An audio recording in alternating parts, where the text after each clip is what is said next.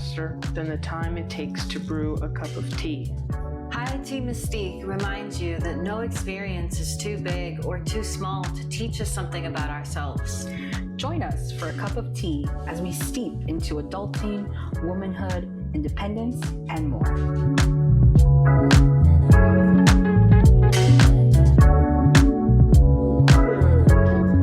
So how you guys feeling? A little sticky poo, but we're getting better. Got back from Toronto. Yeah, we just Saw got the back. Niagara Falls. We So did see the beautiful. Niagara Falls. And you guys saw it from the Canadian side. We did see it from From the the better Canadian Which side. I've heard is, the more beautiful side. The best side. Why is that? Because they have like the bigger side essentially of the falls. The Oh, really? Horseshoe Yeah. Falls, yeah. Like that massive expanse that you always see in pictures. Yes, exactly. Yeah. The American side is really small. Just like the But narrow portion. the American side has more places to kind of traverse, on the outside. Like they have a lot of stairs, to climb up and down the Gotcha. falls. You can technically explore but it a little there's more. not a lot to see. Yeah. Horseshoe Falls. I didn't know that Niagara Falls was actually a collection of waterfalls. Neither. It's like when you were like in grade school and you learned that Hawaii is not just like one big piece of land. Like, it's actually a bunch of a islands. combination of islands. Yeah. Like, I didn't know that learned Niagara Falls was many. That's probably one of the favorite things for the tour guides to say. Yeah. It's like, did you? Like- So how many waterfalls is it? Did they tell you? 3. Oh. 3. So I forget the name of the main fall on the American side, which is when I say main, like the bigger one. Yeah. They have like and they're the American side. I say there as if we're not in America right now.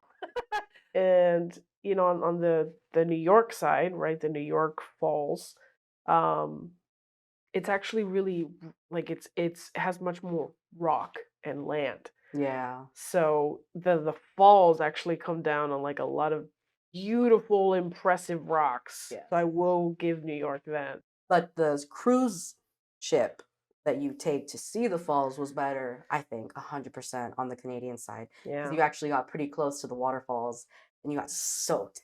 Like Yeah. you needed Really? to have the raincoat. Yeah. Oh, I've seen that everyone who goes has like the ponchos. Yeah, I and had to change my shoes to Crocs. Thank God I did. My shoes would have been wrecked. Yeah. Crocs. Yeah. Mhm. They My drove the I boat can't believe I said that. gets closer to the Horseshoe Fall, which is the Canadian side Mhm. fall. And it is humongous. And beautiful when the It sun is hits. 'cause of the very rainbow. tall. Water There's moves just so always a fast. rainbow. Yeah, I mean, think about it. It's water that Yeah. is falling and cascading off of the falls. Mhm. You have the sun, and almost always there's a double rainbow. Yeah. It was very nice. Massive. Very Beautiful. nice. The biggest waterfall I ever saw was in Quebec. So it was funny that it was also a Canadian waterfall. Oh. Yeah, it was called Chute Montmorency Falls, and it was massive, and it was super cool because we went across a bridge that just went right over the waterfall. So that was how you saw it and Oh my God. experienced it. That's yeah, it was just being beautiful. over it. I would Yeah. be terrified. It was insane. It was insane. But yes, also Canadian. Crazy. But it Yeah. sounds very majestic. It was Yeah. living. That's how I felt. Well, I'm so happy that we're back together. Me too. Me It's been three. fun. International travelers. Hey. Yes. Can't stop us or Yeah. our passports. We should probably get started with the episode. Yes. You guys ready to dig in? Good idea. Absolutely. Yeah, let's do Awesome. it. Well, welcome everybody. Hello. Hello. Hey, welcome back to High Tea Mystique. I'm Kat, one of your hosts, and we've got our co-host Tess and the lovely Pam. Hello, hello. We've got an interesting setup for you guys Mhm. today, and this topic is pretty exciting because one of the reasons why we chose it is because it's something that, like, when we first launched High Tea Mystique, we asked everybody, like, what did you think our podcast was going to be about?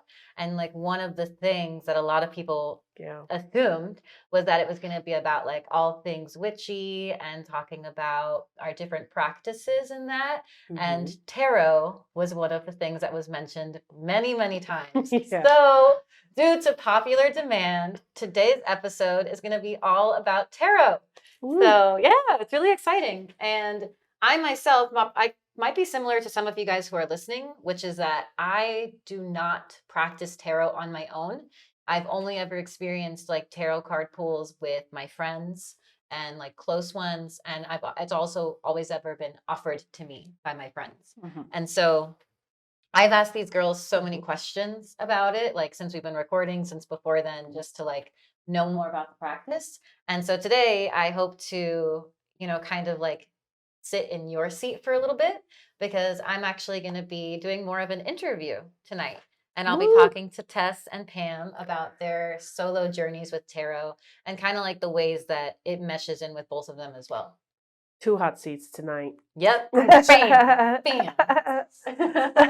Yeah, it's gonna be fun. It's gonna be fun. We've got some really great questions for them tonight. We're gonna be talking about like what exactly tarot is, what a tarot card pool looks like, how their journeys have changed from when they first started to where they are now, and they might be offering a little bit of advice for anyone who wants to get started in it themselves. Maybe even me by the end of this episode. We'll see. Ooh. Let's see. You should. But before that, of course, Mhm. Yes. High Tea Mystique. We do have a tea that we've selected specially for tonight's In reading. our travel size. It is the travel size tea. As Travel you can see, we're size. on the road today. Yeah. Totally different location. We've switched things up. We're going to hope that, as Pam mentioned, we're always working to better our quality of recording. And so this is Mhm. another test space. Yep. It's got great energy so far. Yeah. So Really Good cozy. stuff. yeah, I know I'm jealous of your chairs. Anyway, so the tea that we've selected tonight is a really classic herbal tea. This is a turmeric tea. Mm. And turmeric is an extremely beneficial and essential herb root for a lot of different things. So turmeric, you might know it familiar. It's a main ingredient in curry, right? All different curry recipes. And when we think of curry, we know it's predominantly in India, but it's also used as like medicine, like the way we think of maybe like a chicken soup, right? A lot of us are from Miami, so we always like have our chicken soup in our Mhm. from all of our different countries. Curry is used like that for them, right? Where it's a blend of different spices that are diuretics and are going to be good for your stomach to kind of flush out those toxins from your body. And turmeric is extremely powerful in doing that. So naturally, it's going to aid you in cleansing, getting things out of you. But to break it down a little bit more specifically for us, since this is a very spiritual episode for us, maybe one of our most spiritual so far, actually. Mm. But not the last. Oh no, we're just diving, We're in, just just starting. dipping in. Yeah, I should say. So, turmeric is commonly known in the spiritual world to be known as something that cleanses your pineal gland. And your pineal gland is located right here. For anyone who's familiar with the chakras, I'm actually pointing my finger to the center of my forehead. And that's related to our spiritual connection and the things that are extending outward and outside of ourselves in our spiritual world. And so turmeric is known to be one of several different things that can decalcify our pineal gland, which opens up our spiritual awareness. Something else that can do this is like sitting outside in the sun and receiving like direct sunlight hitting you. It will also do that. So the fact that turmeric can do that as well it just shows how potent of an herb it is. And it's also known to be healing for sore throats when you drink a turmeric tea. Mm. And so, yeah, I know. Perfect for Pam. Perfect. Perfect timing. And so, for that reason, it's linked to the throat chakra, which is the fifth chakra, which is related to, right, like having a clear throat chakra will help you with clear speech and developing really, really great listening skills, which I think ties in really well with tarot because Yeah. it's so much so, and we'll talk a lot about this tonight, of listening to what you're seeing and what you're reading. Mhm. So, with that being said, cheers. I hope everyone enjoys the Cheers. turmeric tea tonight. And let's get into it. So, we're talking about tarot. Now, before we jump into the topic, I think it's nice to always kind of just start off with a basic definition of what exactly the practice of tarot is. And so I'm going to be using the words that we took from Biddy Tarot, which is something that Pam has actually referenced before many times when she's talked about tarot on our podcast. So they define tarot or the practice of tarot as it's a deck of 78 cards, each with its own imagery, symbolism, and story. You have the 22 major arcana cards that represent life's karmic and spiritual lessons. and the 56 minor arcana cards that reflect the trials and tribulations that we experience on a daily basis. So, that's the general definition of what tarot is in the spiritual realm. But we're not here to talk about the general. We're here to talk about the specifics between the ways that it lives in your lives. Mm. So, my question for you, and I'll start with Pam, is what is the practice of tarot for you? So first of all, I'm so excited for this episode. As you guys know, I always do the tarot pulls at the end of the episodes. Yeah, and for me, tarot is really a point of reflection, right? The last episode in growth, we talked a lot about pausing, at least for me. And tarot has really helped with that. I know that you can also do reflection with journaling, but I find that incorporating tarot in my reflection um, really helps guide that reflection because it helps highlight some things that I have to take notice of. It can also bring to light some things that I might need more clarity on because I can ask the cards for guidance. Um, Depending on how I decide to use the tarot cards that day, I've used it before in and then have incorporated it in my yoga practice where I'll do a single card pull and ask for a card to help to bring me something to keep in mind during that practice of the day. I've also used it when I've been in tough times, I need a little bit more support in trying to figure out a decision, especially like big decisions. I've used tarot in that way. So for me, it's been more of like advice, reflection, and also it's a good time to get really personal with myself. A lot of the times it may be very intimidating to sit with yourself, sit with your thoughts, journal them. People may not really know or understand what a journaling process may look like. So if you want to get into that practice of self reflection with something external, but still it being all within yourself, I think tarot is a great method for that because the practice is really personal, right? Every single person, there's a generic way of reading the cards, but at the end of the day, everybody has their own way of using them. And eventually you end up developing a relationship with your cards, right? So I think it's a really personal, powerful way to kind of look into yourself, learn more about yourself, and also to build a lot of good discipline. That's something we'll get to in a future question. But when I first started doing tarot, it took a lot of discipline to learn the cards and study them.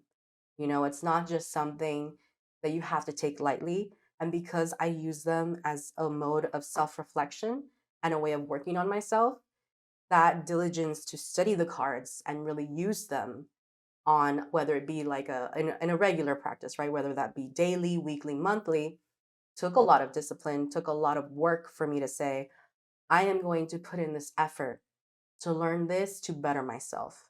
And I think that has been what's really been beautiful for me about tarot and my journey with tarot and how I still tend to use it even to this day.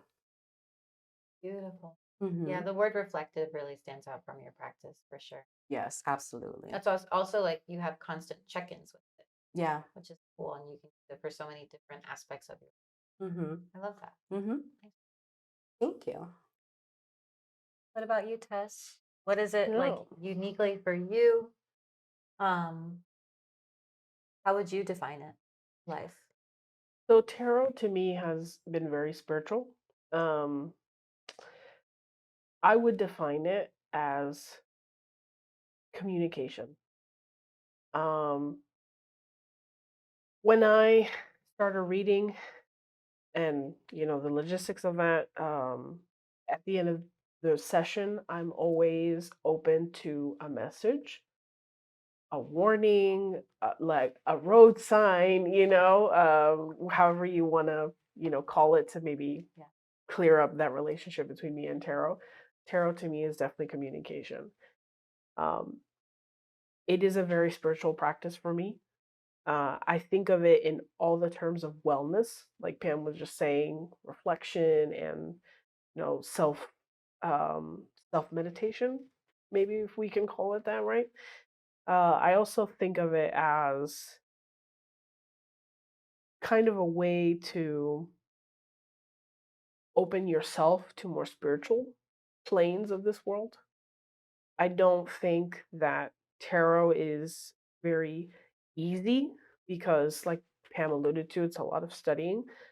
And it's also really taxing to devote that much spiritual energy to communication that is very customized to you. So I think that's to me what I would define tarot as. It's spiritually taxing. It is communication, and it's even more taxing when you're doing it for somebody else. When Yes.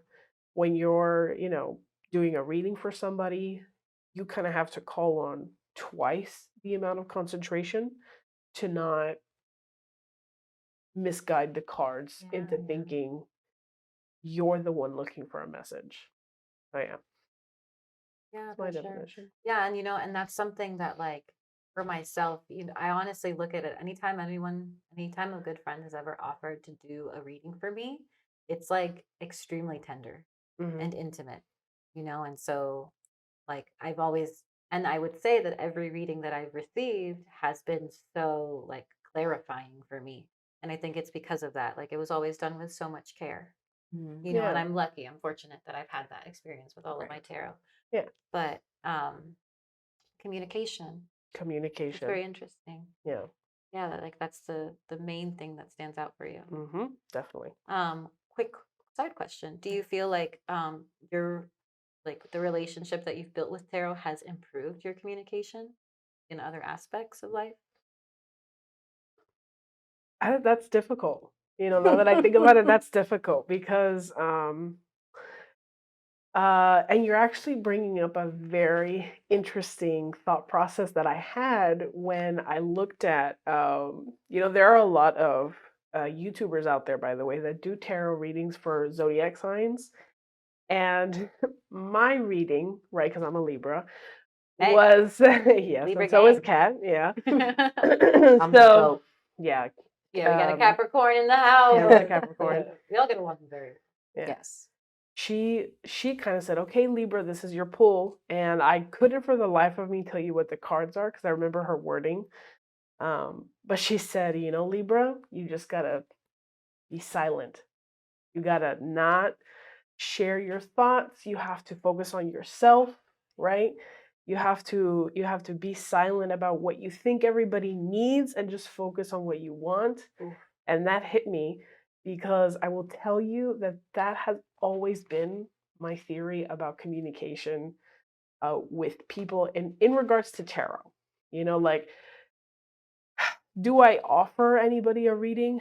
No, I'll be honest with you that like if somebody would have to ask me for it and it would really depend on the person too, of course, because like what Pam said, not everybody's receptive to it, and it's a lot of energy, and on a very personal note, right? If I'm thinking about communicating with people I love, with my family, right? I have never been as open, right, with communicating with people as I have with tarot. I'm very reserved. She It said takes on her podcast. yeah. Yeah, you see, I made a big decision by doing this. Yeah, no, You really, did. you did. Yeah, and it's actually calling on a memory that I have about actually one of the first times that I actually hung out with Pam. She was dating someone at the time. I had a really strong opinion about, and I just told, and this is what I always instinctually do. Like, it's not my place. It's not my life. So I'm gonna just calm down. But Libras have a really strong sense of justice. So, I couldn't, I was like talking about it with myself. I was writing it down. I actually spoke to a friend about it, who's, by the way, another Capricorn. And that's why I was like, if I should tell this Capricorn this, I should like test drive it with another Capricorn. So I'm going to test run, right, what I want to tell that Capricorn with another Capricorn. And she heard me out. She's like, you should tell her. I was like, okay. So I did.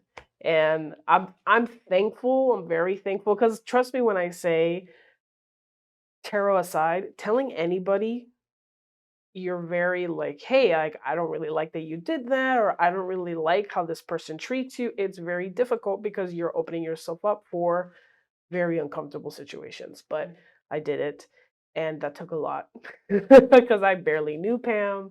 I was like, who am I to tell this girl like something, an opinion that I have about someone that she's been with for years, So I was like, oh God, but whatever, it happened. Yeah. And I'm glad I did. I'm glad that I actually took the time to think about it. I understand there are people out there that are like, you just gotta say, you just gotta do it. But the meaning of tarot, right, and communicating with tarot, it's not most of the times it's not just one card. It's not just your first impulse or like your raw reaction, and that's what makes you authentic. That just makes you impulsive, you know? So Yeah. there's a spread. Hmm. It's not just one card, it's not just one message. Just there's not just one symbol on that card either. So that's what's helped me with communicating with people in my life. Not just my raw thought, it's not just my raw emotion. It's, really thinking about it, test running, right? And um bringing it up when I'm ready, Yeah. you Well, know? it's like you bring the same weight that you use in your tarot practices to everyday life now. It's like almost translated Yeah. into the way you make decisions. Yeah, and trust me when I say it's not perfect, it's not ideal, because there are plenty of people that are like, I wish you would just told me when it happened, Tess. And I'm like, I'm sorry. I have to think about it. Yeah. Yeah, no one's perfect. Yeah, And hey, they have to get props for saying it because we don't ever want to hold anything in our heart, and when you're right. still in relationship with somebody, it's so important to just get it out. Yeah. Yeah. Everyone will So, be happier at the end. right. It's not perfect, but it is my truth. So there it is. Thank you for sharing, Tess. Yeah. So the next question that we're going to be talking about, which is a beautiful segue, I think, because we've talked about what exactly tarot is and what it means to these two women. But what I also would like to break down, for anyone who's never had a tarot pull, who's never even like looked into the practice, but is just here tuning in with us, we do just want to break down what exactly happens in tarot and in the practice of tarot. Right. So, yeah. So, I'm kind of just going to ask each of you to kind of like walk through it for us and tell us, like, what exactly happens to us when you do a tarot pull, right? Like, not necessarily the prep, because we'll get into that later. Yeah. But just like, what does it look like for anyone at home who wants to kind of like tap into it and get started? Like, what does it look like? So how do I do a pool for myself? I have experimented with a couple of different ways. I'll tell you that the way I was taught was the cards are all face down and they're spread, whether it's like, the old good casino spread, right? Or there's individual cards. And I've been or not trained, but I was taught that your body, right, will receive energy depending on the card that's meant for you. So this may feel like heat when your hand goes over a card, right? So like imagine that big casino spread, your hand kind of travels right over every card, and when you feel like a little bit of warmth, maybe a little bit cooler, right? Or like a tingle. Yeah, that's the card that's your first card in your spread, you know? There are obviously lots of different methods. That's the one that I started out with.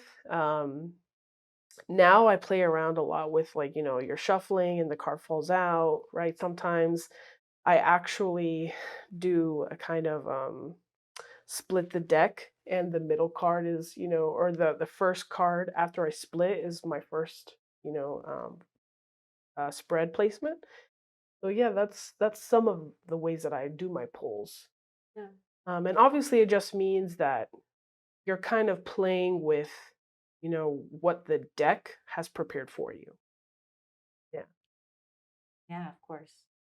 And once you have like completed your pull or the number of cards that you'd like to pull, um, as much as you would like to share, because I know that it's very, it can get very intricate, but how do you generally interpret the pool? So in tarot, there are different designs of spreads, right? The most simplest one is kind of like a three spread Mm-hmm. telling, where it could mean, you know, your present, I'm sorry, your past, your present, and your future. You know, what is good for you, what is dragging you down, what do you need, right? Those are, it's a very simple, like, you know, just back to back to back. There's actually some spreads that are designed geometrically to again embody sacred geometry. There's spreads that, which by the way have to do with the interpretation, right? Like if you have a spread that is kind of a cross, right? And you have a card in a certain section that has completely different meaning versus the next placement or the next card in the placement, right? It's not always, um, I'm losing the word here, but it's not always uh, chronologically, right? Spreads and their placements have a lot of different meanings. If you actually Google like tarot spread for love, you might get a simple one, you could get a really complicated one, and all of those placements have their own different messages. Yeah. Right. And like depending on where the card sits in the placement, um, there could be the general reading, of what that card means, but it being placed in that specific section or that meaning can alter the meaning for that card. The placement is super important when you're doing tarot readings, in my opinion, and Yeah. interpreting them. Right. Yeah, especially when you draw like, and correct me if I'm wrong, like one from the major arcana, that they tend to have stronger um implication. Right. So for the major arcana, that's kind of indicative of like long-term energy. And so that's why it can be interpreted as something that is bigger, something that is a lot more impactful, because it is longer term. I don't want to say permanent, but just a bigger presence of energy, right? Yeah. And I kind of do something similar as Tess. Sometimes depends on the person. If I offer to do a reading to somebody, I will give them the option. I'll ask them, would you like to pull the card or would you like me to shuffle until the card pulls out? Most of the time, the people like to pick them and I give them the same instructions, right? And I do want to preface that when I do my card pulls, especially if I offer them to other people, I don't offer them to everybody. I like to offer them to specific people because, like Tess mentioned before, it's a lot of energy and it's a lot of effort that you're putting your cards through to bring this message out for this person. They have to be very clear about like, they don't have to tell you necessarily what it is that they're trying to get, but they have to be clear in their intention and in their mind of what message, what clarity they want. And so a lot of that takes a lot of energy, Yeah. right? So I don't like to do it with people who may be skeptical of tarot or may not really take it seriously because it's a waste of my time. It's disrespecting my cards. You're not going to take it seriously. You're not going to get anything out of it. So first, I'm very selective of who I give it to. I give them the option if they want to pick it or if I just shuffle and they come out. And I was also going to say that when I interpret the cards, so there's also different ways of interpreting them, right? If they come out upside down, they'll have a different meaning. If they come out upright, they'll have their intended meaning. There are some readers who only read upright, right? And that's Mhm. okay. There are, it's like I said earlier, like tarot is a personal practice. Um, People s- may say there's a right or wrong way to do it, but honestly, like it's your own personal journey. It's your own journey with your own cards. But what I do differently from Tess, I think, is that I have a lot of different tarot decks. And one of the first things that I do when I get a new tarot deck that I gravitate towards is that I first do an interview with them. So I'll do a tarot pull and a tarot spread that specifically will ask the cards, what would you like to be used for? What kinds of readings are you leaning more towards? Like, what is the intention that you'd like to be used for? And it's been really interesting to see, like, the decks kind of have their own little personalities, at least mine do. And I keep a journal, and I record all of that information because I think it's important to respect that of the cards. And I have some cards that have been made it very clear that only people who need urgent help, they want to be used for that, or people who are looking into more career wise, they want to be used for that. So it's, and even when I've done it, there's one friend that came with us on the Toronto trip, my friend Ethan. He has this one deck of cards that scares me. And the imagery is also really terrifying. It's like very demonic, and very dark art imagery sort of thing. I can't remember the exact name. But when we interviewed his deck, it felt very like a contract, right? Almost like a deal with the devil sort of energy. And I always told him, like, be careful when you use those cards, use it sparingly because Mm. and the cards said it themselves, right? There is power to us, but there's a price to pay. And so I don't know if anyone necessarily always has to do an interview. I like to do that just because then I understand what it is that they want to be used for, especially ones that will have different ones, right? Because if you guys have heard me when I've done tarot pools, I reference a lot the Raider Waite, and Raider Waite is the most commonly used imagery, right? So for the decks that have those imagery, I may not do the interview for them, but the ones that have different imagery or extra cards added to them or whatever it may be, I'll interview those because they are going to have different imagery that are going to have additional meanings, additional messages that can come through based on that specific, design aspect, whatever the artist decided to bring out, those are different messages that can potentially come in. So that's one of the things that I do. And then in terms of interpreting them, it's also really personal because, like I said, some people can read it only upright. I also know, so the YouTuber that Tess was referencing earlier is Sacred Blooming. I absolutely love her. Mhm. And I came across her honestly on a whim. It was like one of my friends, the girls that he was dating at the time, kind of mentioned her to me in passing, and she has been a staple in my tarot journey. You know, um, I use her a lot for updates in astrology, and I watch a lot of her readings because I resonate a lot with what she has to say because she does a really overall picture in terms of could this mean or what are the current energies astrologically and what are some messages that are coming up. She's a different kind of tarot reader where she can tap in to, I don't know what to call it, but it's like she can tap into spirit, right? Yeah. And to that spiritual world and the spiritual presence. And it speaks to her, right? Spirit speaks to her and she goes by zodiac signs and gives them the messages of what they need to focus on based on the current astrological, weather, for Yeah, lack of a yeah, better word. absolutely. Um, but she also takes the bottom of the deck, like the last card, and she kind of uses that for additional messages. And I've actually started incorporating that into my readings, and I found that it's been really helpful, to get additional, messages that may be missing or that coincide with what's being put out in the spread.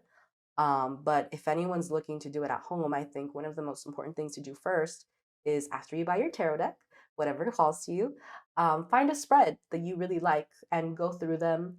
And once you do that, it's all about shuffling the cards, putting them in the placements that you see them in that spread, and just interpreting them the best way that you can, with what that spread has to say and what the meaning of the card has.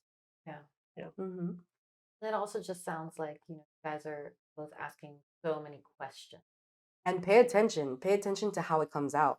Like when you have if you're choosing to put your hand over the cards and the card that came out, like, was it burning really crazy? Was it tingling like crazy? Was it a light tingle? When if you're shuffling cards and a card comes out, is it stuck? Is it trying to come out? Is it something that's blatantly obvious and it flies out of your deck? Like the way that the card comes out is another layer of meaning that you can get from the cards. Because that could be something where the universe is really trying to tell you, pay attention to this. Yeah, don't miss it. Exactly, don't miss it. Or even there have been times where I've shuffled cards and I'm like, I don't know if you mean to give me this card. Please give me just one card, and the same card will come out again. And so it's very clear That's that it's like, no, powerful. this is the card that you need. So pay attention to how they come out too. Hmm. Awesome. Love that. Yeah. I also think that kind of tapped into the next question a little bit, because the next question is really about where is the ritual for you, right? Like specifically in your practices. Mm-hmm. And whoever would like to go first, feel free to jump in. Oh, I'd love to Or if you start. want to, yeah, of course, because I want to talk about, because it's nice to have, right? Like at least for any listeners, like have the general idea of what it looks like to practice tarot. And we already have learned at this point, at least for me, like the one thing that I did want to mention was the spiritual energy that you Mhm. talked about that it takes, Mhm. to invest in tarot and invest in learning tarot, because it's so much more than just reading a book, or listening to people who practice it. It's also what you're giving of yourself, because you receive what you give.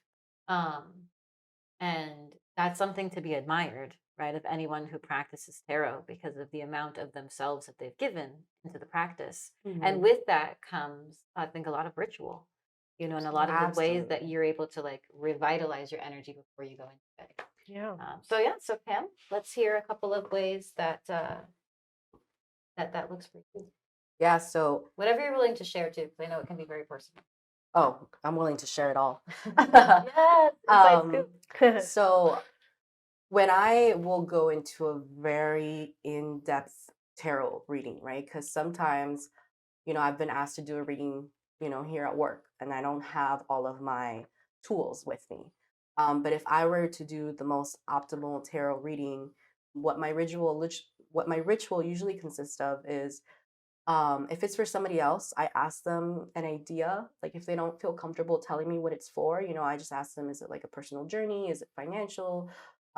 Is it career wise? Is it something else? Just so that I know what deck to use and see what deck I'm called to using. And then once I have my tarot deck, what I've been doing recently and personally is I also use a set of oracle cards. I don't use a lot of them. I only have one, and it's the Moon Oracle one because that one specifically uses phases of the moon, and I'm obsessed with the moon. So I love drawing on that one for additional information, additional insight. Yeah. Can you give us a super brief description of what oracle cards are? Just a little bit of how they're different from tarot. Right. So tarot will always be, the same principles of the four elements and the major arcana. Oracle cards can vary, like it all depends on who made it, and they will create the meanings for all of the cards, and there's no uniformity in them. So I would say that's the biggest difference. They're used very similarly, but there could be an oracle card like my moon one. It uses the moon phases to kind of give information. There are other ones that use animals and use the elements of animals to give extra insight, right? So that would be the main difference. I like to advise people who want to get into card reading to start with tarot only because it's more consistent. Once you understand that, then if you'd like to start incorporating oracle cards, you can. But because oracle cards can differ literally from set to set, it's harder to ask people for advice because you just have to go straight off the booklet that comes from it, you know. And then depending on the oracle set, they may be like, tied. There's some oracle cards that are tied to gods and goddesses. So then you can bring the historical aspect of that, of who that goddess is and their nature, and bring extra information. But again, that's a whole other thing Yeah. that you have to learn specifically for that set. Thank you. Yeah, no problem. And so one of the first things that I do is I have a specific set of candles that I use that I light up. Typically it's like two big ones and a few small ones. I like to kind of have them in a circle. I will also look at the crystals that I have, see which one's called to me to be used for that reading. and I will place the crystals usually in front of the candles and have them placed so that they kind of sit above where I would lay my cards. And then I cleanse my cards and I cleanse my energy, right? And if somebody is with me and they're okay with the smoke, I will cleanse them as well if they say that they would like to be cleansed. Cleansing like with sage, Yeah, so butter. I personally like to cleanse with sage. I know that there is a historical usage with it, and some people may not agree. Um, but you know, that's what I use, and I don't use the incense. I use the actual sage bundle. And now I have Palo Santo, so I'll kind of use both of them. And I will light an incense to kind of help, you know, smells and all of that. They kind of help bring you into a certain phase, make you help be a little bit more relaxed. If I know the person well, I'll ask them, and if they're, you know, they happen to be in my room, and that's where I have all my incense, I'll ask them if there's one that they like. Um, Another thing that I like to do too is that I started because of Tess, is if there's like specific music that they like, very calming music, you know, instrumental, that they want to play in the background to help them focus on what messages they want to receive. And then a part of my cleansing with the cards as well is I'll tap them. Right. I kind of do like a knocking sound in the front and the back just to like clear out final energies and lingering energies. And in the beginning, I used to say, you know, like spirits who are only here to give us, you know, good messages or like who want to help. I've kind of stopped doing that, but I think it's because I felt a little bit more confident in myself. And I've developed a relationship, I think, with my cards where it's like I don't feel the need to say that anymore. But to each their own. I know some readers who do it every single time as a staple. But I feel like when I've done the interviews for my decks, they've all been very positive. I haven't really received or been drawn to any like Maleficent decks, kind of like the one that I mentioned earlier of my Yeah. friends. Um, so once I do all of that, then I'll start, right? And I'll start shuffling the cards. If it's for somebody else, you know, lay them out, explain the whole process and everything. And depending if I want to be extra, I have a sound bowl that I'll also like, ding, like hit it and kind of go around a little bit, depending if I feel that I need a little more time to like relax or reset myself. I'll do that as well and I'll put it down. And when I finish my reading, I always take notes. I like to take notes of everything that I say. And when I turn my candles off, before, because I didn't have this, I would blow them out, but now I have like a one of those metal candle, I don't know what they're called, like the stoppers that they turn them off. Yeah, it's like What are they called? a little nightcap that you just put on top, and it puts the fire out. Because when you blow out the Don't candles, remember. you're almost like blowing away, you know, like all of that intention and all of that magic, you know. So it's nice to just put it out, keep it there. Um, and then I put everything away. And because I start my ritual with cleansing everything, I don't feel the need to cleanse everything again after the fact. Um, but I think that's pretty much it. Like that's the biggest part of the ritual is the setup for me. Hmm. Beautiful. Yeah, it's And the I can whole definitely process. picture it. Sounds like a very welcoming space for it. Yeah, Thank you so much for sharing. yeah, no Beautiful. problem. Tess, All how would you right. like to describe it for us again? Whatever you're willing to share with us. I know that it can be Yeah. personal. Yeah. And if there are any overlaps between how it works with Pam as well. For sure. There's definitely I have a blessed candle that I use um to just protect me, right? Protect the area. I definitely do make uh I don't know how to best describe it, so I'm gonna try, but bear with me. I try and make a very I dedicate quite a bit of time to meditating verbally with the cards and asking them for permission to kind of be used, right? And permission to be used safely. where really I'm asking the cards, this is opening a window, right? This is opening a window to very specific energy.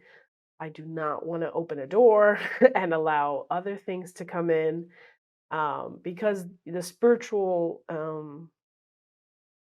plane that I believe exists very, coincidingly with us. It's really easy to cross energies and to just open things that you probably did not intend on. And whether that is coming through as innocently as maybe a confusing reading or as dangerously as something that actually stays with the person or stays with me, um, I'm very, very strict about that. It's also how I was taught. My two cousins that were much older than me, they were Wiccan, and they actually taught me tarot. And they were actually very strict about not letting me use cards until they saw that I was serious.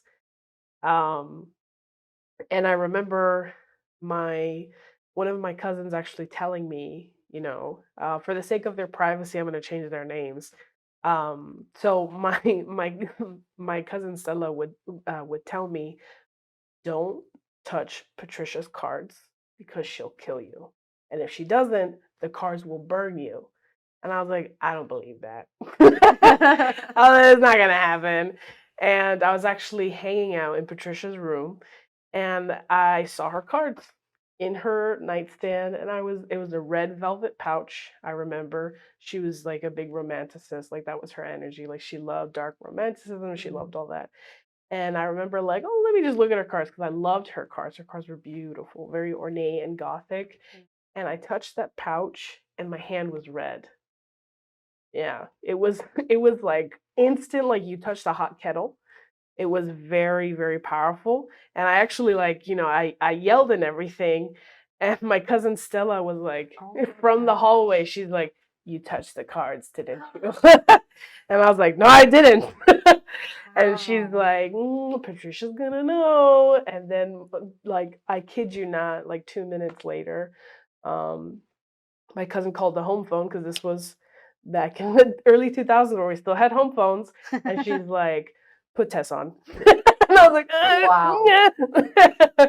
So she was like lecturing me. And Patricia was the older sister. She was like, told you about this. This is serious. So I was like, okay, Patricia, I'm sorry. And Stella was the younger sister, and she's like, "Yeah, I told you." And it's funny because her cards, Stella's cards, are actually much friendlier. She would let me hold them. She would let me look at them and stuff. But it was definitely two very distinct energies, you know. Um, so I had to learn how to respect that, and that was part of my ritual. And I think I bring that very much to when I start my own readings. I treat my cards as if they were an extension of how I wanted to be treated. If I'm going to be used to open up a window or hold a gate open, I want to ask how long I have to be there, So I tell the cards like this is going to be, a three spread. I tell the cards like it's going to be a three spread reading. We're going to be asking questions about love, or we're going to be asking questions about this, so kind of really putting a lot of effort and intention into the entity of the cards, because that's what I feel like they are at the end of the day. They are an entity, and they should be spoken um to kind of prepare them for the wellness, the knowledge that they're going to bring to a session.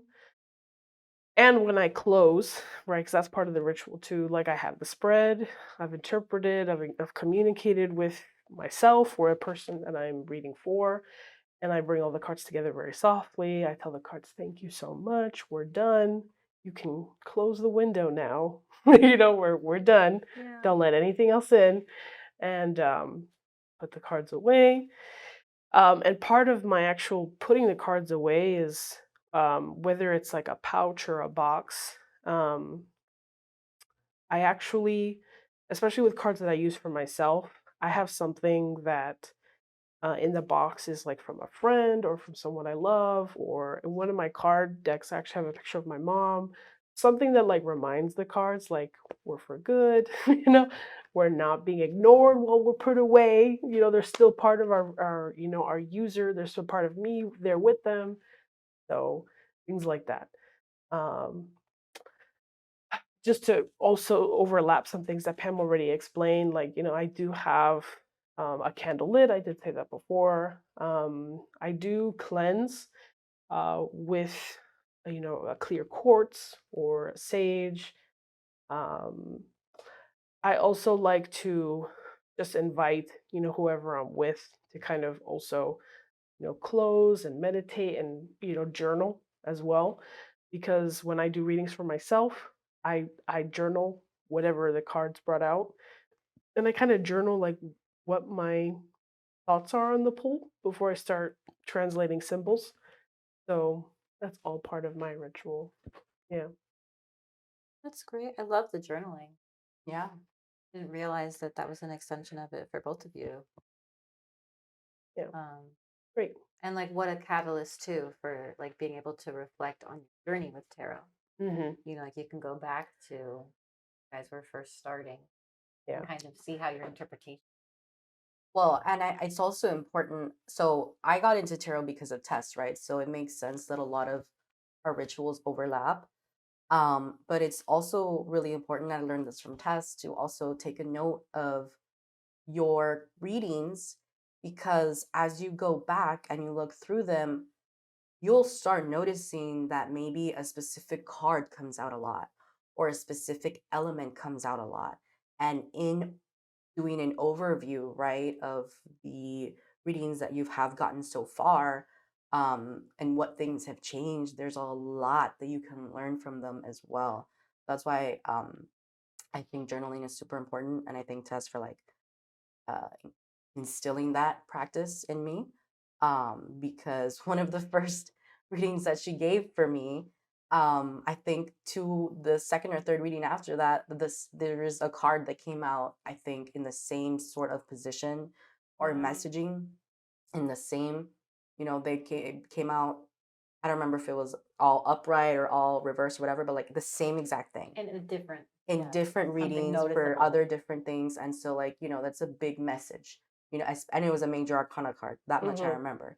And Hmm. it's important, like even things like that, where like I've noticed a lot of the readings that I've gotten usually contain a lot more major arcana than normal, I feel. Um, and I think that's huge for me. Like that helps me reflect and think, okay, either I'm doing something really good, depending on what card comes out, because it keeps coming up and it's major arcana, which means long-term energy, as I've mentioned before. Or if it's like a bad card or bad card, there are no bad cards, but Yeah. it's a card that's really having me to look critically at something. Um, and it keeps coming up, and it's a major arcana card, like that's also a huge message that I can kind of look at, reflect on, and think, okay, what is this trying to tell me? Like, what have I tried? Have I changed anything? I obviously need to change something because this is still reoccurring. So it's really helpful and can give you a lot of insight. That just adds to the reason why it's so beneficial. Tess will always push us to be better storytellers. So like writing it Yeah. down, putting it in writing is writing bits and pieces of your own story as you're learning. Absolutely. Helps you Um, with learning too, obviously. It's like, the basic principles of note taking. You just start out learning the symbols as you pull. All right, death card. What is symbology of death card? And then just writing it over and over again many times, Yeah. good for learning. yeah. Well, so the next question is actually, again, we created such good questions because they lead into each other really well. Haha. But a really great question, and also I think so good again for our listeners who are, maybe have just started their tarot journey or are like possibly maybe like kind of at a wall, and like wanting to move forward, but maybe haven't taken the time to reflect as much. I would just love to hear. Well, for one, we haven't talked about exactly how long you guys have been practicing tarot. So if you can share that, like number of years, months, days, whatever you want to say. Yeah. Days. It's been um, 2. No, I'm just kidding. but like, how has your practice, right, and your intentions with your Mm, practice, like, what's the evolution of that from when you started to where you're at now? yeah. Mhm. Why don't you start us I'll off, Chris? start. Yeah. So I started when I was young, as I kind of alluded to before. I was 13 when I actually started using my own cards.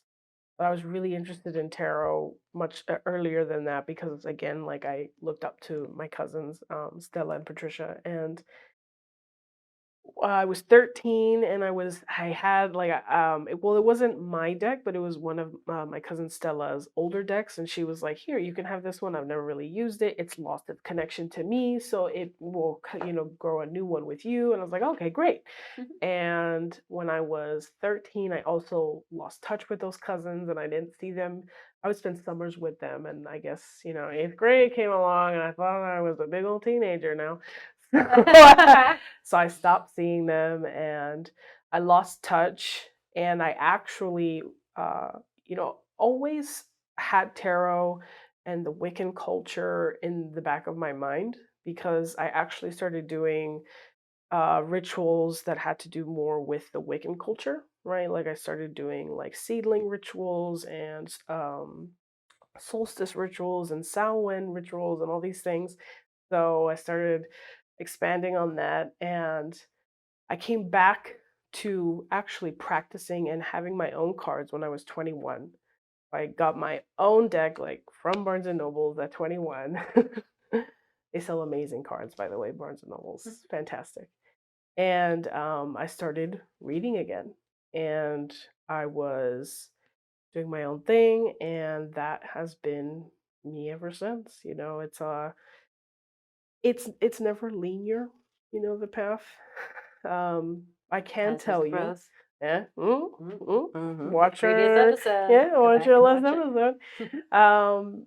But I can tell you that from when I started, right, I definitely saw tarot in a much more defined sense, right, when I was younger. And I think that's easy when we're young, right? We want things very like, okay, this triangle and this triangle, this square and this square, right? To make it easier for us to understand. And then when you're older, you're like, but it can also do this, and it can also, and it works here. Oh my God. So that's what happened to me. And my my family of tarot in my head very much opened up because I wasn't really open to the idea of oracle cards when I was younger. Um, and now, actually, even when I was 21, I was like, I don't really want an oracle deck, right? But I even, remember that. yeah, but even now, I'm like, oh, I have my very first oracle deck, and I'm very open to it. Um, so I've definitely kind of decided, okay, there's much more divination that maybe I didn't see because it wasn't as clear, right, when I was young, and now I'm definitely open to now because of, the family of tarot and what kind of people that brings you closer to and the history that tarot has. There's so much history in tarot. That's a whole separate episode. Yes. But yeah, yeah. So definitely um expanding, my knowledge and even my Yeah. applications to tarot has happened a lot more from when I began. Yeah, she was a very single deck gal for the longest time. Yeah, yeah, yeah. I only had one deck because I very much Wow. believed that like you have to dedicate all of your energy to that. Yeah. Like, how could you have another deck? You're cheating on your one deck. Yeah. And that's how I was taught. You only have one deck, right? So yeah. Huh. So openness. That's really crazy to know that like you actually started off more not like closed off, but like more um, like I would Like say like rigid. ultra connected. Yeah, Hmm. to something, and now you've actually been able to find connection with more within Yeah. the practice. Yeah. Very, very cool. Happy to hear the growth. Thank you. Pamela? So I think that like all of these esoteric and tarot cards and things like that have always been something that has interested me ever since I was a little girl, you know, witches and Halloween Town and all of those witching stories and wanting to go to Salem and see all of these, you know, metaphysical shops have always been so interesting to me. And I'm also a huge lover of culture and ritual and tradition and like in the sense of what makes people people, you know, like a group of people unique to them. And so my tarot started because of Tess, right? Like my tarot journey. And it originally was just asking her to do readings for me. And then I was gifted and I, no, I think I bought my first tarot deck, but it was like a Japanese one. But it was really difficult course. to learn It was because it very was not difficult. the Yeah. traditional like greater weight, like I said. So if you're looking and you're interested, I highly recommend starting with a regular Raider weight deck. It's a lot easier because My the first deck was Raider Weight too, by the way. yeah, Yeah. Raider weight mean like Raider Weight. Yeah, mean it's raider? just the designer that Oh, okay. actually created the imagery. yeah, Ah, Yeah. okay. Uh-huh. Oh, so and that remains consistent. yeah, exactly. So that has really become the staple, right? And with good reason because the imagery is really well thought out and it's connected to the message, so it makes it a lot easier to remember. For instance, like let's just say Six of Wands or something. Like there's an actual picture, a whole portrait with people or whatever you may have you on the Raider Waite side, whereas the deck that I had was just six sticks, right? In like a kind of Japanese art style. Yeah, like So very it's a lot, minimalist. right? So it's a lot harder to learn all of the meanings when you're first starting out. And so I actually ended up buying another deck that had the Raider Weight imagery, I believe, or something similar. And that was what really um, helped me grow in terms of understanding tarot, understanding the cards, learning the cards, also watching a lot of those YouTube readings, taking them with a grain of salt, right? Because those YouTube ones are they're reading for so many people. Yeah. And sometimes they're something comes through that's for a very specific niche of people or even one person. So take those with a grain of salt. But watching them really helps you remember, you know, what the meanings are. And unfortunately, but a fortunate effect, I guess, COVID really boosted or put a catalyst into my journey with tarot because there was nothing else to do. And so all I did was do readings and study the cards. And I had the most disciplined practice at that time. Like I said, I was doing yoga every single day. Yeah, I I remember. incorporated my tarot readings with my yoga practice. Like it was so beautiful. I would pull a card in the morning to kind of give me an idea of, you know, what I should be focusing on, what's something that I'm missing. Um, so it really helped me live with very purposeful intention during a time with so much chaos, you know, and uncertainty. So I think that's also why tarot is really I hold it really close to my heart, because it gave me this sort of feeling of safetyness, right? Especially because my dad actually got sick really badly and had to be hospitalized. And this was way back in March, you know, when it just became shut down. And a few weeks later, all of a sudden he's sick and he has COVID and like, I can't smell or taste anything. And this was when the posts were going around that the NBA players couldn't taste or smell anything and they were getting positive COVID. So it was such a scary time. And the tarot cards really grounded me, helped me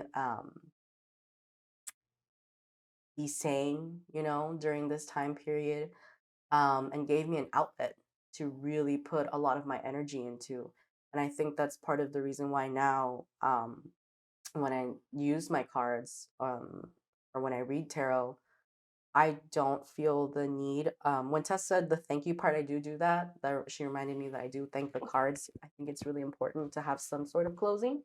Um, but you know, that intention was very strong at that time. Now we're all back at work. Things are pretty much back to normal. and it's really easy to get distracted, right, and forget about it. But I find that when there are very pivotal moments in my life, or a moment of uncertainty or where I need guidance, I lean into my cards. And I think it's really helpful to have a friend who's into tarot. And oftentimes with my friend Ethan, every now and then we'll say like, "Hey, let's do a tarot reading, like virtually," and we'll prepare in our own spaces, and it's so cute because like if he has something that's like, oh, I just bought this like cleansing spray or meditation spray, like I'm gonna spray it on the phone so that it comes to you, right? It's all about the intention. So Yeah. like even if Yeah. you and I've done reading for friends, that have been even countries away from me, a friend who lived in France. Um, and so what's super important about tarot is that intention. So even though it's changed now, it may not look as intense as it was when I started. Whenever I do decide to do it, I make sure that my focus is there, my intention is there, so that I give the cards all the respect that they deserve, because that's super important. Hmm. That's very cool because that's something that like it's remained consistent for you since the beginning. But something else that I thought of about what you said, because you were talking about how you would watch like the videos. And what I think of when I hear that is like, well, the pandemic was such a specific time for us where some we were looking for ways to connect, Hmm. because we Mhm. were all so disconnected. So I can totally understand why like you would naturally go to something like that, especially as you were like diving deeper into the practice. Hmm. And regardless of whether or not you got into it before or after COVID, it's like something that I should say the pandemic. Um, but it's something that like when you're searching for connection, things like that are such beautiful nuggets because Hmm. there's always ways to connect with the rest of humanity, like Yeah. ways to bring ourselves, like when Mm. we're too inward, things like that remind us that there are others, who we can kind of put our energy onto when it's becoming a little bit too much of ourselves. Yeah, Hmm. and to add to that, what you're saying, I mean, it's perfect, by the way, because tarot cards represent stages of human life. It's not just um, you know, spiritual symbolism that may or may not like hold meaning. The minor arcana are literally, and you could probably read about this too. It's stages of human life. There's, there's elements assigned to each minor arcana. There's, water elements, fire elements, winds, and they all have their own story that's connected to those elements. Yeah. Beautiful. Yeah, see, and I Yeah. didn't know all of that, but it Yeah. makes so much sense Right. in the way that it's gonna naturally connect us. Like we're seeking connection Yeah. and it's providing that to us. And it naturally just, again, connects you to this kind of universal story of human beings. We all share those stages. Oh yeah. Good, good Yeah, information, I think Kat. I've learned a good Yeah, amount from tonight and yeah. today, this time that we spent together. Nice. And just to, like close this portion of the podcast out, like thank you so much for both just being so open about such a vulnerable practice. And, I hope that we've answered a lot of questions for, again, like everyone who's listening in on this episode. Again, like for those of you who are like just as deep as these ladies into your practice, like I hope that you felt a little bit more connected. Those were like words that stood out to me from tonight, right? Being open, reflecting, being intentional, and being like communicating, right? What you want, asking the universe for what you want and to show you those signs. Like all of these things are so beneficial just towards us as people, our inner spirits, and how they propel us forward in life. Um, and it's beautiful. And I wanted to kind of like close out with like asking if there was anything that you guys would advise, but I actually think that we've done a really great job of kind of like leaving those little nuggets for everybody. So I think what we'll probably do like at the end of this episode, we always love to kind of like hear some feedback, like what were some things that stood out to you from this episode, right? If you've like listened and you've made it all the way back here, like we really, Yeah. really want to know like Did you learn anything new about tarot for those of you who have been practicing? Did we kind of like maybe debunk a couple of things that you had thought about tarot that now you can understand like from a very different vantage point? Like share that with us, because we want to hear it. We want to hear your feedback. And I'm sure these two would love to continue the conversation. Oh, You for know, like sure. I'm Yeah. sure we'll do another episode, like you said, to the history of tarot. Oh yeah, So so many like, topics. what do you guys want to hear? Tell us. Tell us. We want Yeah. to hear it all. There's a lot to talk about. And no better way to close out an episode on tarot than with Tarot The reading. tarot reading. So, yeah, like Kat was saying, it was a lot today. Yeah. Just to reiterate some of those nuggets for you guys, if you can, grab that Raider Weight deck and really take your time with it. Like there's no rush to learn all of the cards. I know that even when I do the readings, sometimes it seems like I know exactly what they mean. But there are times where I'll have to look it up and I'll have to remind myself. And if you have a different deck, each booklet has its own interpretation of those meanings, right? So Yeah. don't be scared don't feel like you have to memorize everything. It's just everything's a tool, as is tarot. So use all the tools necessary to be able to do your reading. Yeah. So Lots of universal truths and elements. I'm sure we can all kind of apply those. So yeah. it's it's kind of funny that I said that. So the card that came out was the 1, 2, 3, 4, 5, 6, 7, 8 of cups. So the 8 of cups looks like there's 8 cups, right, on a water, and there's this person that's kind of like walking away. And can I ask you, Caitlin, to just look up on Biddy Tarot, the 8 of cups while I talk a little bit? So from my understanding of the 8 of cups, cups is water, right? It's water energy. It's water deals with emotions. And the subconscious. Yeah. Yeah, and usually with the 8 of cups, this is like you're walking away from something, but you're walking away from something because you know you need to leave it behind. And I just want to be a little bit more accurate, so practicing what I preach, right? So in the 8 of cups on Biddy Tarot, like I said, another great resource for you guys. The upright is disappointment, abandonment, withdrawal, escapism. The description is that a man walks away from the 8 of cups, standing in the foreground. The cups are arranged in such a way that it looks like one is missing, a sign that emotional fulfillment and wholeness is lacking. The man has turned his back on these cups with a sense of loss and disappointment and shuffles away into the mountains. A nearby river symbolizes his emotions, and the mountains represent the awareness that this will not be an easy journey, though it will be necessary for true long-term happiness. The moon in the night sky illuminates the path ahead. The man is leaving in the dead of night, hoping to go unnoticed, suggesting that there may be a level of escape or avoidance in this card. So I feel like that's exactly where I was going to, and I just wanted to get the official one just so you guys could have that. But that's kind of, I think, the advice that the cards have to say, right? It can be a little bit scary. You may try to avoid this practice because it could be like overwhelming. And the other thing that I will say is that it's really easy to use tarot as an escapism and use what's being seen in the cards as an excuse, right? To do or not do something. Because it's really easy to convince ourselves, especially like how I mentioned those tarot readings that you can see online. They are meant for a general public.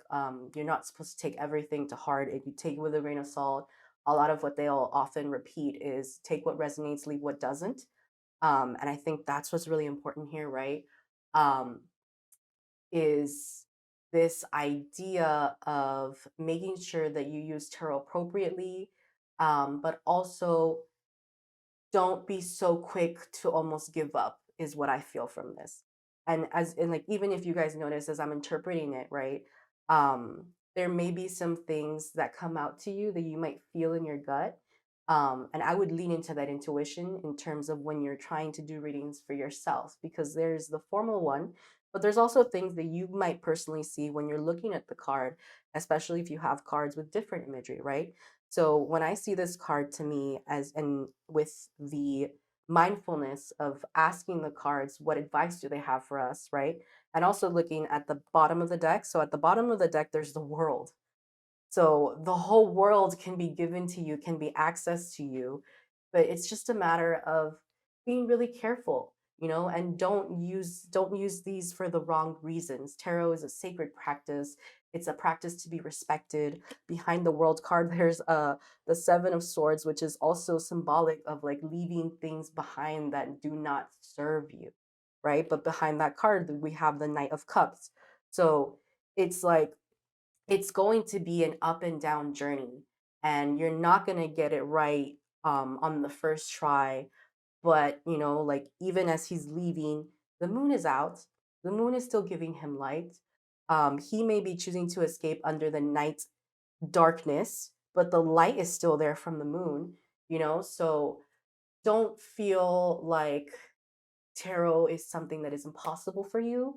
If it feels overwhelming to study, I completely understand, but take it little by little, and most importantly, I can feel that this could happen to a lot of people. Don't use what comes out in the cards as a justification to escape your problems or to escape work that needs to be done.